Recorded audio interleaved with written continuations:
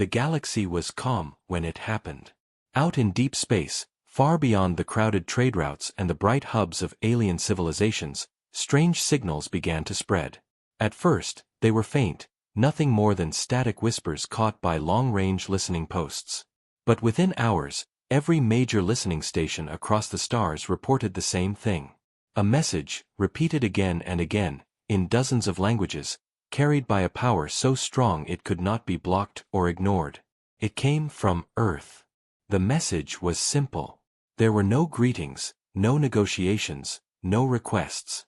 The words were cold and sharp, and they carried weight like heavy stone. The voice, synthetic yet human, declared, "Trespass Terran borders, and you will be destroyed. This is your final warning." The transmission ended, then started again, echoing through the void without pause. It was a warning for all who could hear, and everyone heard it. At first, the alien worlds reacted with confusion. The high table of the Valari Confederacy laughed. To them, humans were still a minor species, barely a few centuries into space travel, known for their violence but considered small compared to the great empires. "Earth dares to threaten us?" One Valari admiral scoffed as the council chamber filled with laughter. "They barely hold a handful of systems." But the laughter did not last long. Reports soon followed, describing the strange nature of the signal. It was not broadcast in the usual way.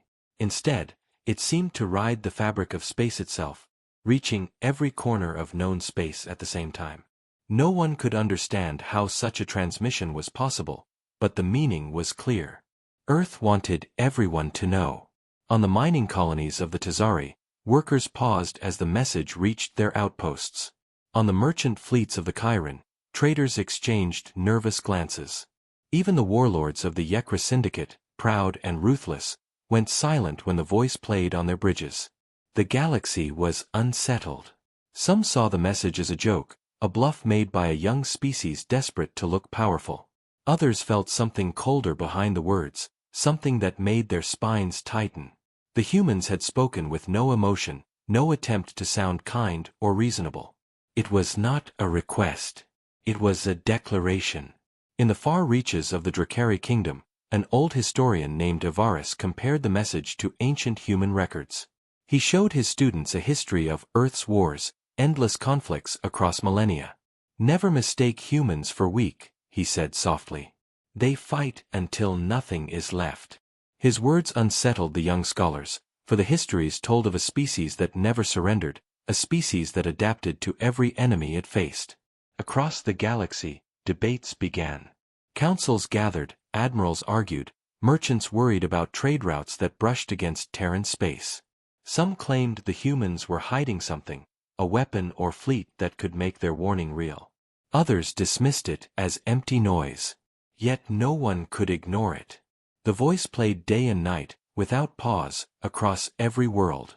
Even on the quiet planets where the stars barely reached, the warning from Earth echoed like a drumbeat. On one alien world, a child asked her father, "Why are the humans so angry?" The father had no answer. Rumors spread quickly. Some claimed that ships had already vanished near Terran borders. Traders whispered about freighters that never returned. Others told stories of patrol craft that had crossed into Terran space and simply disappeared, as if swallowed by shadows. No proof was ever shown, but the whispers grew louder with each passing day. The galaxy began to feel smaller, as if the humans had cast a net across the stars. In the chambers of the Keth Dominion, the supreme strategist studied the message in silence. His generals urged action. They wanted to send fleets to test the humans, to break their arrogance. But the strategist raised a clawed hand and said, "If they are bluffing, we will expose them. If they are not, then we must tread carefully. A final warning is not given lightly." His words hung heavy in the chamber. Meanwhile, on Earth, the origin of the message remained shrouded in mystery. No outsider knew who had ordered it, or why the humans had chosen this moment to speak. Some believed it came from the Terran Defense Council, the secretive body that guided humanity's security. Others whispered that it was not the humans at all, but their artificial intelligence systems, guardians built long ago, now speaking with one voice for their creators. Whatever the truth, the effect was the same. The galaxy could not stop listening. In the great markets of the Rim worlds, traders lowered their voices whenever Terran goods were mentioned. In the military academies of the Empire worlds, young cadets studied human war tactics with new seriousness. In the dark corners of pirate space, captains reconsidered their routes, for not even criminals wanted to cross the path of humanity now. And yet, curiosity grew alongside fear. Who were the humans to speak so boldly? What secrets lay hidden behind their borders? What power gave them the right to speak with such certainty? The galaxy had seen many empires rise and fall, but rarely had it heard such a simple, chilling ultimatum. No promises. No compromises. Just one warning. A warning that felt final. Somewhere in the deep halls of the Valari Confederacy, a counselor whispered words that others tried to ignore.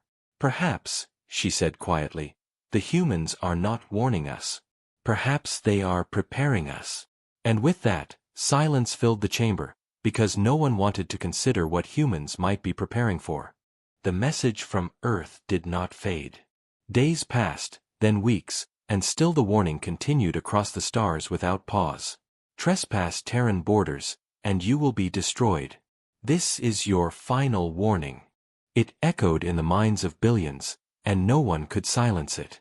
On the capital world of the Valari Confederacy, the High Council gathered in their shining chamber of crystal and steel. The chamber was vast, built to impress allies and intimidate rivals, but on this day, the air was heavy with unease. Counselors sat in silence as the voice of humanity played again, filling the room like a ghost that refused to leave. Admiral Rhett Hahn, commander of the Confederacy's border fleets, slammed his claw against the table. "This is madness," he growled. "A young species dares to speak as if they rule the stars. I say we send a fleet into their space and remind them of their place." Murmurs of approval came from some of the counselors, but others did not look so certain.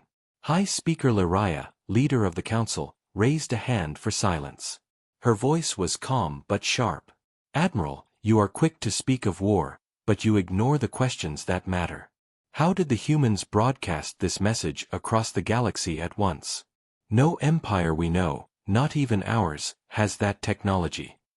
The chamber fell quiet. She was right. The method of the transmission disturbed even the most arrogant leaders. No one could explain it, yet the humans had done it with ease. Counselor Drevik, an older Valari known for his careful judgment, leaned forward. "I have studied human history. They are not like us. They are small, yes, and their empire is young, but they are dangerous. Their world has endured endless wars, disasters, and near extinctions. And each time, they rose again, stronger than before." His words carried weight, and some counselors shifted uncomfortably. But Admiral Rhett Hahn would not be silenced. "History is filled with violence, yes, but that does not make them strong now. Look at the maps. They control a fraction of what we do. Their fleets are few.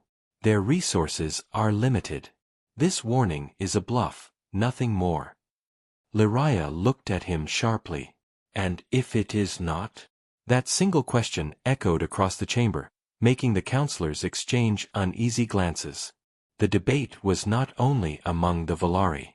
Across the galaxy, other empires held similar arguments. In the grand halls of the Keth Dominion, generals shouted for immediate invasion, declaring that humanity must be crushed before their arrogance spread. Yet the supreme strategist, a cold and calculating mind, urged caution. A species does not give a final warning unless they are certain of the outcome. Let others test them. We will watch and learn. In the Drakari kingdom, scholars filled lecture halls to discuss the meaning of the message. Old records of human behavior were re-examined, and comparisons were drawn to ancient predators of their own world. Humans, one scholar said, are a species that thrives in conflict. To ignore their warning may be to step willingly into a trap. The debate spread even to the outer fringes of the galaxy. Pirate lords and smugglers gathered in hidden stations, arguing whether to risk Terran space. Some laughed, claiming the humans were cowards hiding behind empty threats. Others remembered whispers of ships that had vanished near human borders. For every boast, there was a rumor that silenced the laughter. Back in the Valari chamber, the debate grew heated. Councillor Drevik slammed his staff on the floor. We cannot treat this as an empty threat. We must consider the possibility that humanity has prepared for this moment. Why else would they choose now to speak? Admiral Rethan sneered. Then let us test them. Send a fleet. If they resist, we will crush them. If they hide, we will expose their weakness. Either way, the galaxy will see the truth. Lyria studied the faces around her. Fear, pride, and doubt warred in the eyes of her counselors. Finally she spoke, her voice quiet but firm. Very well. We will not risk the full fleet. We will send a scouting armada, enough to test their defenses but not enough to cost us dearly if we fail. Let humanity show us their strength or reveal their weakness. Either way, we will have our answer. The council voted, and the decision was made. A fleet would be sent into Terran space. The chamber emptied with whispers of pride and worry, but High Speaker Lyria lingered alone. She stared at the stars through the great crystal window and whispered words no one else heard. Final warnings are not given lightly. I fear we may learn too late what humans have hidden. Across the stars, fleets began to move. Engines burned, ships gathered, and scouts prepared to test the borders of Earth. The debate was over. Now the galaxy would see whether the warning of humanity was only noise, or a promise of destruction. The Valari scouting armada crossed the edge of Terran space with confidence. 20 sleek warships, armed with plasma cannons and guided by experienced captains, moved together like a spear aimed at the heart of humanity. Their banners glowed brightly against the darkness, a sign of pride and power. Admiral Rethan himself led the fleet, determined to prove that Earth's warning was nothing more than arrogance. At first, everything seemed calm. The borders of Terran space appeared empty, silent, and unguarded. Long-range scanners detected no patrols, no stations, not even a simple satellite. Rethan laughed at the reports. See, they are cowards hiding in the shadows, he said to his officers. But even as his voice carried across the command deck, some of his crew shifted uneasily. The silence felt wrong, too heavy, as if the stars themselves were holding their breath. Hours passed as the fleet pushed deeper into Terran space. Strange things began to happen. One of the smaller scout ships reported sudden sensor failure. Its screens went black, its communications cut off. Moments later, the ship vanished from formation. No explosion, no distress call, just gone. The armada halted, confusion spreading quickly. Rethan demanded answers, but none came. Then another ship flickered on the scanners, its signal fading before disappearing entirely. Panic rippled through the fleet. They are attacking us, a captain shouted, but there were no enemy ships visible, no weapons fire, no warning signs of battle. It was as if the darkness itself was swallowing them. Rethan ordered the fleet to regroup, shields raised and weapons ready. Still, the silence continued, broken only by the nervous voices of captains reporting strange readings. Shadows moved where no ships should be. Ghostly signals flickered across the radar. The message from Earth repeated in their minds, as if mocking them. Trespass Terran borders, and you will be destroyed. Suddenly, one of the rear guard ships screamed through the comms. Something is here. The channel filled with static and then cut to silence. The ship was gone. No wreckage, no survivors. The armada tightened its formation, fear now gripping every officer and crew member. Rethan slammed his fist on the console. Show yourselves, humans. Fight us openly. But there was no answer, only the endless, suffocating silence of Terran space. Then, without warning, the first human warship appeared. It did not decloak with ceremony, nor announce itself. It simply slid out of the darkness like a predator stepping into the light. Its design was unlike anything the Valari had seen before, black as the void, edges sharp and angular, with no glowing lights or markings. It radiated menace, a hunter built for one purpose only, destruction. Before the Valari could react, the human ship struck. Beams of energy, silent and precise, tore through the nearest Valari cruiser. Shields shattered instantly, armor melted away, and in seconds the cruiser was nothing more than a burning husk drifting in space. Panic exploded across the fleet. They fired back, their plasma bolts lighting up the void, but the human ship moved like a ghost, slipping between attacks, vanishing into shadows, then striking again. Another Valari ship fell, then another. Each kill was fast, silent, merciless. Rethan shouted orders, his voice desperate. Form a defensive line. Focus fire. But even as he spoke, more human ships appeared. Not one, not two, but dozens, sliding out of the void around them. They were invisible until the moment they attacked, and by then it was too late. The Valari armada, once proud and certain, was now trapped in a cage of shadows. Ships exploded in bursts of light, screams echoed across comms, and fear consumed even the bravest captains. The humans did not speak, did not answer calls for surrender. They fought with a silence that was worse than words, as if the message itself had come alive. You will be destroyed. Rethan's flagship shook violently as beams cut through its shields. Systems failed, fires erupted, and officers struggled to keep control. The admiral stood tall, refusing to show fear, but in his heart he knew the truth. The humans had been waiting for this. They had been ready all along. As his ship burned around him, Rethan gave one final order. Transmit everything we have. The galaxy must know. His voice cut off as the flagship erupted in fire, consumed by the wrath of the ghost fleet. When the battle ended, nothing remained of the Valari armada.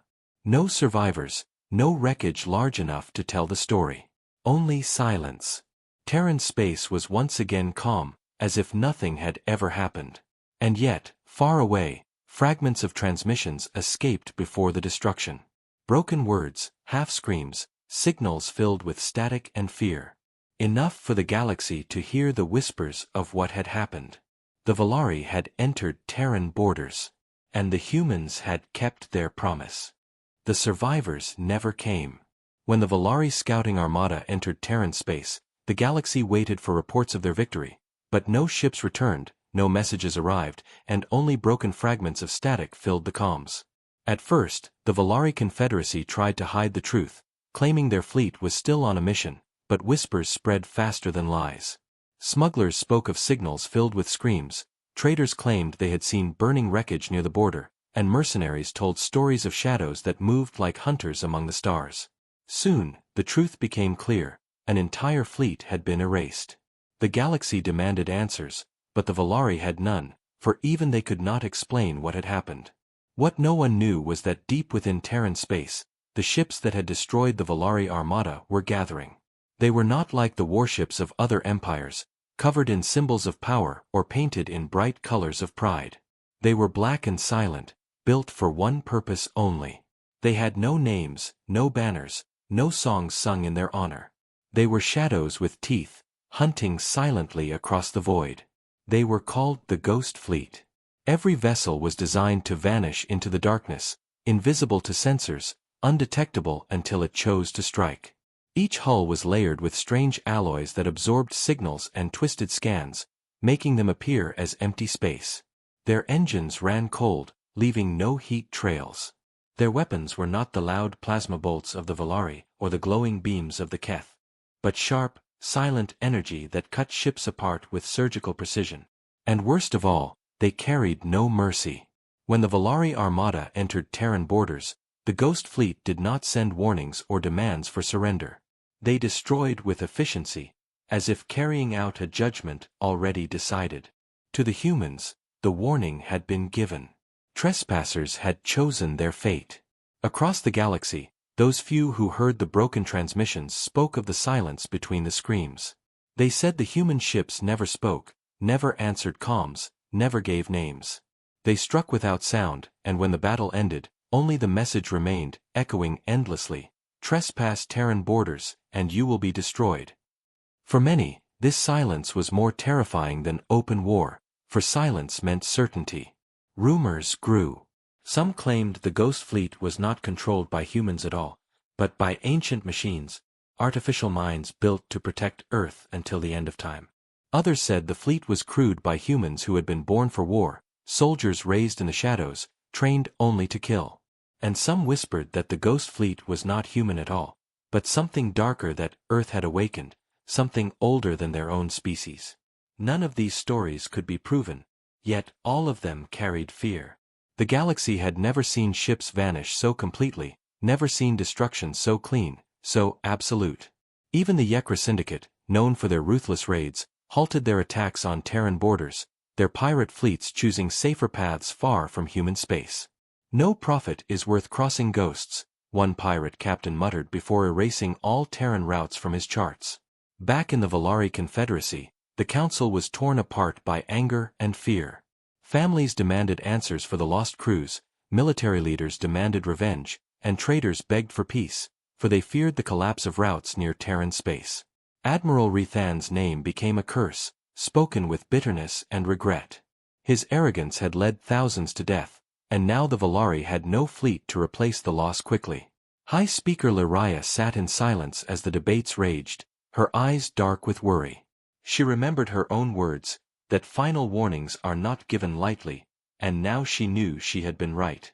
The humans had been ready, and the Valari had paid the price for their arrogance.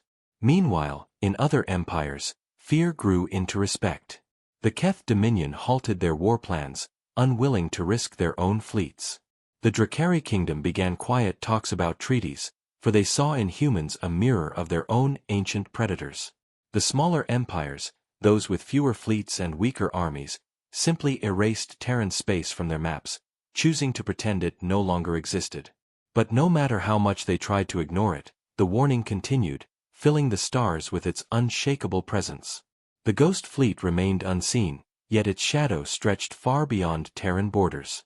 Captains spoke of phantom signals that appeared on their scanners near human space, flickering shapes that vanished when approached.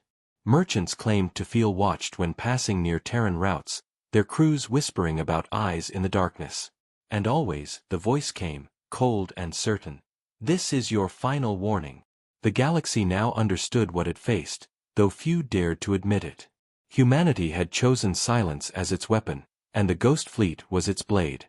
The Valari Armada had been only the first lesson. The question that haunted every council, every admiral, and every ruler was simple but terrifying. What would happen when someone else ignored Earth's warning? On Earth, the message still played across the galaxy, but within the hidden chambers of the Terran Defense Council, the truth of the Ghost Fleet was known only to a few. The council sat deep beneath the surface of Earth, in a command center built from stone and steel, shielded against every form of detection.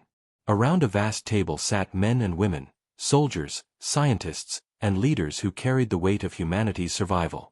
On the walls, great screens showed the silent footage of the Valari fleet's destruction, every ship erased with terrifying precision. No one in the chamber spoke for a long time, for each knew what they were watching was the result of decades of secret preparation. The Ghost Fleet had not been built overnight. It was the result of centuries of fear, born from humanity's own history. Long ago, when humans first reached the stars, they realized the truth. The galaxy was not empty, and survival would not come through peace alone.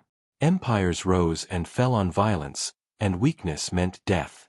Humanity could not risk being seen as prey, so they built in silence.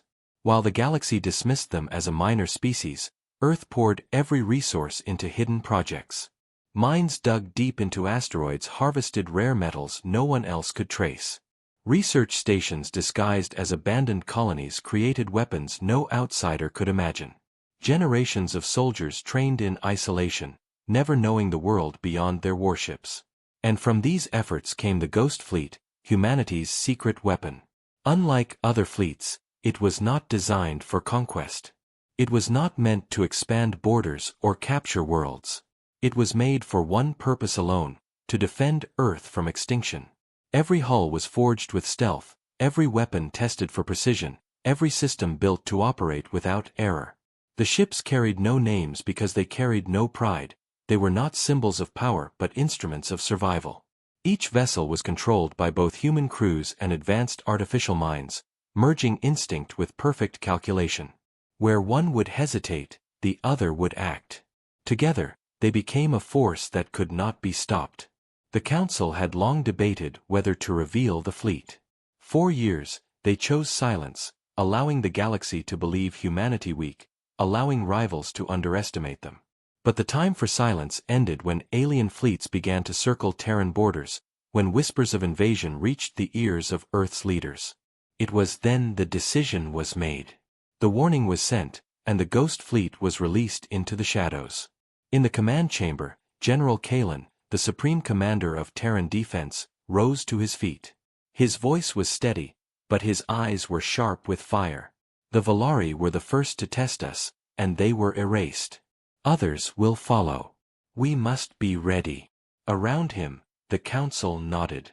Some were grim, others defiant, but none showed regret. Humanity had given the galaxy a choice: respect their borders or face oblivion. It was a choice enforced by the Ghost Fleet, and the council knew it would not be the last time their weapon would be called. Outside the council chambers, ordinary humans did not know the truth. To them, the warning was enough. Citizens of Earth and its colonies went about their lives, unaware of the silent fleet that prowled the borders, watching, waiting. Some whispered about the message with pride, others with fear, but none could guess the scale of the weapon hidden in the dark. The Ghost Fleet was their shield, their silent guardian, and it would remain unseen until needed again. Far across the galaxy, other empires tried to understand how humans had achieved such power. Spies were sent to infiltrate Terran worlds, but none returned. Probes were launched into Terran space, but they vanished without a trace. Every attempt to pierce the mystery only deepened the fear. The galaxy realized that humanity's strength was not in its numbers, not in its territory, but in its will. Where others built fleets to conquer, humans built fleets to endure. Where others relied on fear, humans relied on silence. The Ghost Fleet was not simply a weapon, it was a promise, a shield forged from centuries of struggle, proof that humanity would never again kneel to any empire. In the shadows of the command chamber, General Kalen looked at the map of the stars and spoke quietly, as if to himself. Let them come. We will remind them that Earth does not beg. Earth endures. His words were recorded in silence, never shared with the public, but they captured the heart of humanity's resolve. The Ghost Fleet would remain in the dark, invisible and unstoppable, until the next trespasser dared to test the borders of Earth.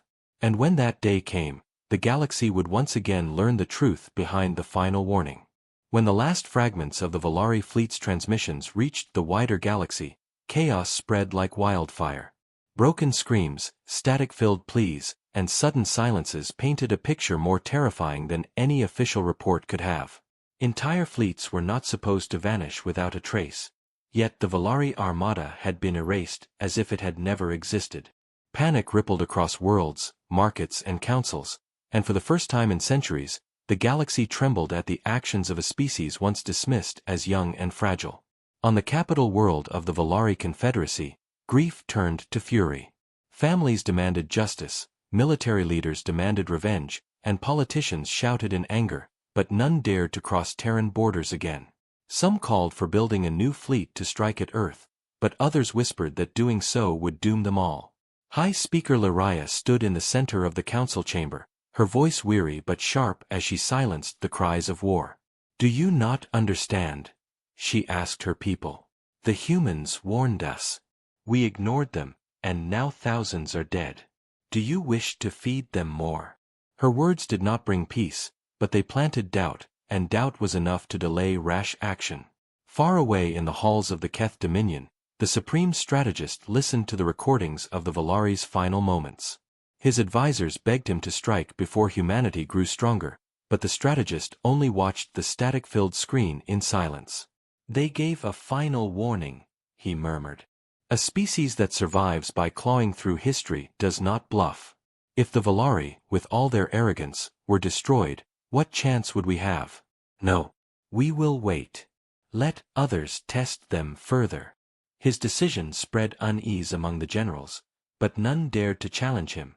for the strategist's words carried the weight of survival. Meanwhile, the Drakari kingdom gathered its scholars and priests. To them, the destruction of the Valari was not just war but omen. Old texts spoke of predators that ruled through silence, beasts that hunted in darkness and struck without warning. The humans, said Elder Priest Sarvan, are not prey. They are hunters. And the galaxy has mistaken them for prey for far too long. His words echoed in lecture halls and temples, and the Drakari began to see humans not as rivals but as equals, predators to be respected. Even the Yekra Syndicate, pirates who once mocked Earth, altered their routes. Entire smuggling paths that once cut near Terran space were abandoned. There is no profit in ghosts, their leaders said, and for the first time in history, the lawless syndicate avoided a border out of fear. But not all listened. In the Rim worlds, small empires and ambitious warlords debated whether the ghost fleet was real or only illusion. Some believed Earth had staged the entire battle, creating fear without substance. A coalition of minor rulers whispered of uniting to test Terran space, hoping to prove that the humans had tricked the galaxy. Their voices grew louder, fueled by arrogance and the desire for glory, but others remembered the screams in the transmissions and kept silent. In the vast markets of neutral space, merchants debated endlessly. Some feared the collapse of trade, for Terran borders cut through vital routes. Others saw opportunity, believing that if they earned human favor, they could trade safely where others feared to go. Whispers spread of secret deals with Terran representatives, though no one could confirm them. The humans spoke to no one, negotiated with no one, and gave no further explanation. They let the warning echo, and that silence was louder than any words. The galaxy was now divided. Some wanted war, others demanded peace, and many simply chose to avoid humanity altogether. Yet one truth bound them all: the humans had forced the galaxy to acknowledge them. No longer could Earth be dismissed as weak or unimportant. They had made their mark with blood and silence.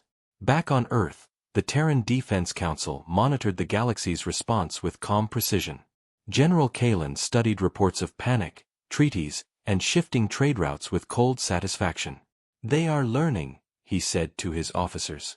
Fear is the strongest shield. Let them argue. Let them fight among themselves. Every moment they waste in debate is a moment we grow stronger. The council agreed, for humanity's greatest weapon was not only the ghost fleet but the doubt and fear it planted in the minds of others. The Valari had been the first lesson, but more would come, for the galaxy was vast and arrogance was endless. And already, in the shadows of distant systems, new fleets gathered, whispering of testing the humans again. The warning still played, calm and final: trespass Terran borders, and you will be destroyed. Across every star, that promise lingered, and every empire now had to decide whether to believe it or to challenge it and risk sharing the fate of the Valari. The galaxy was already on edge when Earth spoke again. This time, the message was not a loop transmission hidden in the background of the stars, but a live broadcast that cut across every comm channel, every frequency, every screen from the core worlds to the outermost colonies. Billions stopped what they were doing as the voice filled their skies and homes. It was the same voice as before, cold, clear, and without emotion, but now it carried something heavier, something final. We warned you once. You ignored us. The Valari have paid the price. Let this be understood by all who hear these words: this is your last chance. Trespass Terran borders again, and it will not be fleets that vanish. It will be empires. The voice fell silent, but the echo of its meaning lingered in every mind that heard it. For a long moment, the galaxy itself seemed to hold its breath. Then, chaos erupted. In the Valari Confederacy, outrage exploded. Families demanded vengeance for their dead, generals screamed for a new war, but the High Council trembled at the ultimatum.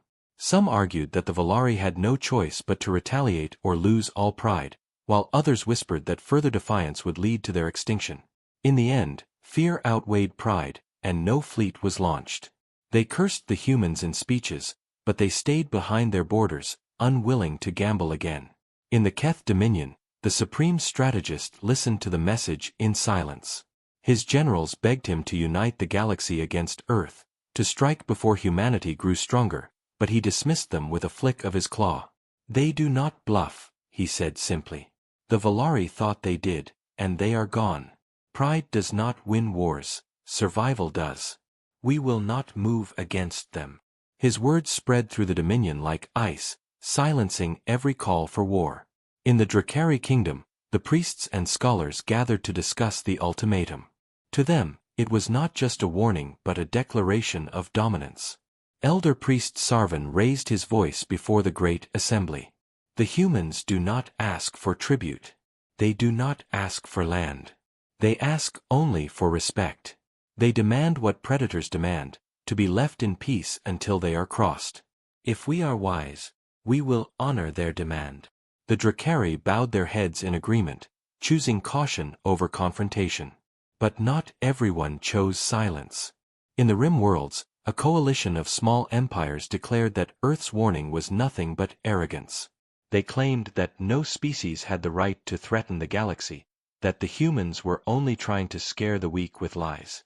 They formed an alliance of defiance, swearing to send fleets into Terran space to expose the humans as cowards.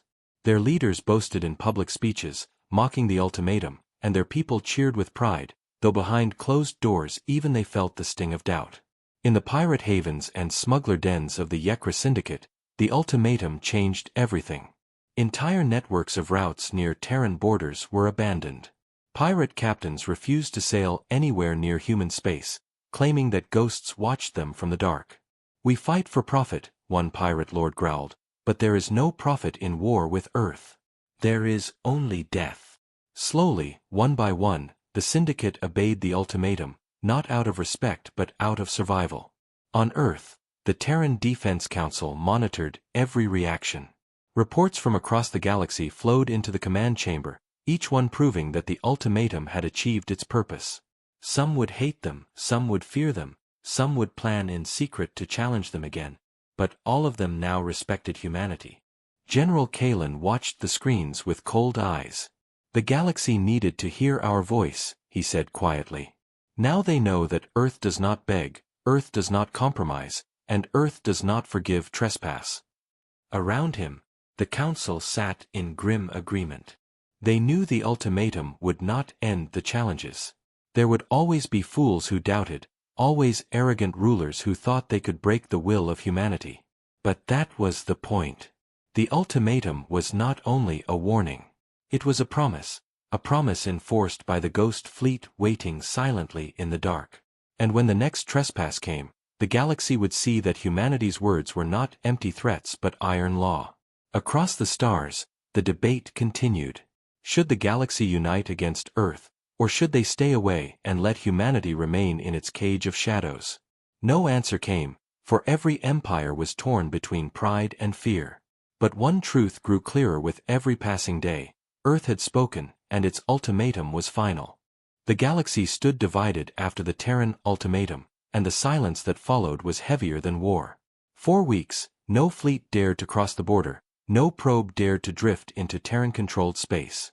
The warning replayed across countless worlds like an unshakable echo, burning into the minds of leaders and citizens alike. Trespass Terran borders again, and it will not be fleets that vanish. It will be empires. Some took it as law, others as insult, but none could ignore it. In the Rim worlds, where pride often outweighed reason, the coalition of minor empires finally gathered their fleets. Leaders who hungered for glory stood before their people and declared that humanity was nothing more than a trickster species hiding behind false strength.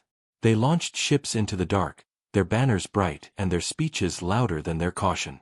Billions across the galaxy watched as the coalition entered Terran space, waiting to see if the humans would act or if their threats had been hollow all along. For a time, there was nothing but silence. The fleets advanced, scanners wide, weapons armed, confidence growing with each unchallenged light year. The coalition leaders laughed and broadcast their progress to the galaxy, boasting that Earth had no strength, that the so-called Ghost Fleet was only a myth. But then, in the void between stars, shadows stirred. Without a sound, Terran warships appeared as if the darkness itself had birthed them. Black hulls, silent engines, weapons cold but ready, they surrounded the coalition without warning.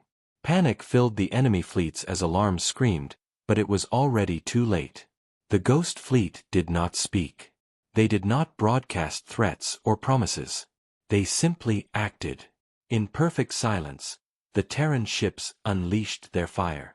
Entire squadrons of the coalition vanished in seconds, torn apart by precision strikes that no one saw coming. Shields collapsed, hulls shattered, and proud fleets that had sworn to prove humanity weak were erased in less time than it took to breathe. The galaxy watched in horror as live feeds cut into static, one after another, until the only sound left was silence. When it was over, nothing remained of the coalition but drifting wreckage, and even that was consumed by Terran weapons until space was clean again. Not a single invader returned. The lesson was complete. Across the stars, silence spread. Leaders who once shouted for war now whispered in fear. The Valari, once burning for vengeance, turned their fleets inward, guarding their own space and avoiding Terran borders as if they were cursed. The Keth Dominion halted every plan of attack, their supreme strategist declaring that no empire in history had ever survived ignoring such a warning. The Drakari priests bowed their heads and declared humanity the rightful predators of the stars, dangerous but deserving of respect. Even the lawless Yekra Syndicate carved Terran borders into their star charts and swore never to cross them. The galaxy had been given a choice, oblivion or respect. And most chose respect. But beneath the fear, something else stirred. Quiet admiration grew in the hearts of some species, admiration for a people who asked for nothing but the right to defend their own. Humanity had not conquered, had not enslaved, had not demanded tribute. They had drawn a line and enforced it with ruthless precision. Some races began to wonder if perhaps this was not cruelty but justice, the natural law of survival given form. On Earth, the Terran Defense Council stood in their command chamber, reports flowing in of silence, submission, and grudging respect. General Kalen looked upon the galaxy map, now marked with borders none dared to cross, and spoke the words that would define humanity's place in the stars. They have seen what happens when we are ignored. They have seen what happens when they trespass. And now they have seen the cost of arrogance. Let them choose fear, let them choose respect, it makes no difference. Humanity will endure. And if they test us again, they will find only oblivion. His officers nodded in grim silence, for they knew the truth. The galaxy was vast, and arrogance was endless. There would always be those who doubted, those who thought themselves above warnings. But Earth had proven that it was no longer prey, no longer weak, no longer ignored. Humanity had carved its law into the stars with blood and silence, and that law was final. The galaxy now lived with the knowledge that Terran space was sacred, untouchable, and guarded by shadows no empire could defeat. And in that knowledge lay a truth the stars would never forget. Earth had given its final warning, and the choice for all who heard it was simple: respect or oblivion.